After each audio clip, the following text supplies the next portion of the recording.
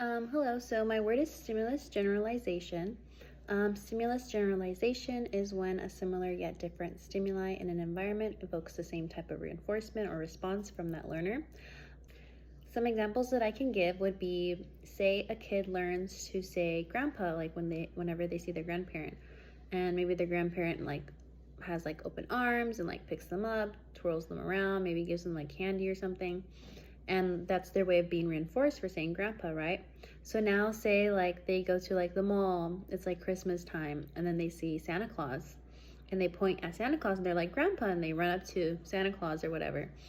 Maybe Santa Claus kind of looks like grandpa, but he's not grandpa. So it's kind of evoking that same type of response from that learner. No previous history from them, learning to say grandpa when they see Santa Claus. That person just evokes that same response because Santa Claus looks like grandpa.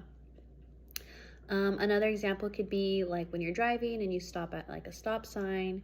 Okay, it's evoking that response of stopping, so then you might keep driving and then you might stop at a red light.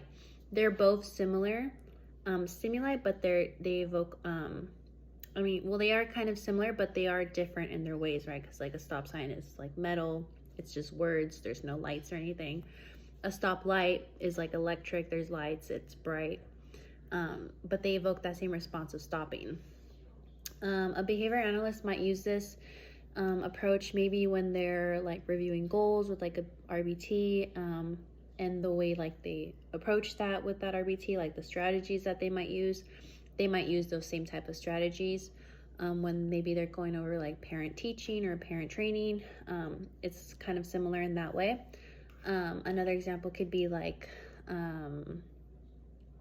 if they are feeling maybe tired in the day, they might reward themselves with a cup of coffee and then continue on with their day. Maybe the next day or later on in the week they're feeling pretty tired still. They might reward themselves with an energy drink. So it's still evoking that same type of response, which is to give them energy and to feel energized, but it's different because it's coffee and energy drink.